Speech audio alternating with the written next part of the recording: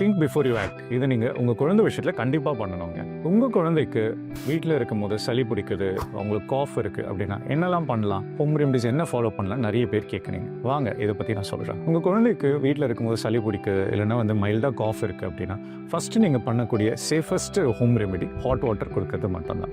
So hot water நீங்கள் குழந்தைக்கு கொடுங்க. த்ரோட் இரிட்டேஷன் மாதிரி இருக்குது இல்லைனா காஃப் ட்ரை காஃப் மாதிரி இருக்குது அப்படின்னா இந்த ஹாட் வாட்டரில் ஒரு ஸ்பூன் ஹனி மிக்ஸ் பண்ணி நீங்கள் நைட்டில் உங்கள் குழந்தைக்கு கொடுக்கலாங்க.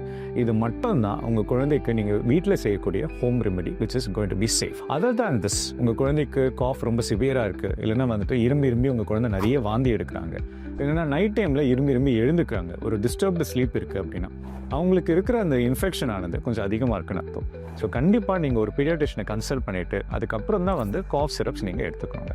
இது தவிர்த்து நீங்கள் உங்கள் குழந்தைக்கு ஃபார்மசிலையோ இல்லை over the counter cough syrups வாங்கி கொடுக்கும்போது இப்போ ரீசெண்டாக நம்ம நியூஸில் பார்க்குற மாதிரியான டிஸ்அட்வான்டேஜஸ் இல்லைனா அன்எக்ஸ்பெக்டட் ஈவெண்ட்ஸ் நடக்கக்கூடிய வாய்ப்பு இருக்குங்க. அண்ட் ஆல்சோ உங்கள் குழந்தைக்கு வீட்லேயே பெரியவங்க சொன்னாங்க அப்படின்றதுனால தைலம் தடவுறது இல்லைனா தேங்காய் எண்ணெயில் இந்த கற்பூரம் இல்லை எனி ப்ராடக்ட் கண்டெய்னிங் கேம்ஃபர் ஒரு யூக்லிப்டஸ் ஆயில் யூஸ் பண்ணும்போது உங்கள் குழந்தைக்கு ஃபிட்ஸ் போன்ற சைட் எஃபெக்ட் அதனால் வரக்கூடிய ஆபத்து கூட இருக்குங்க. ஒரு சின்ன விஷயத்துக்காக ஹோம் ரெமெடி பண்ணி ஒரு பெரிய காம்ப்ளிகேஷனாக அதை மாற்றிடாதீங்க. I hope this was informative. You take care. I'll see you soon.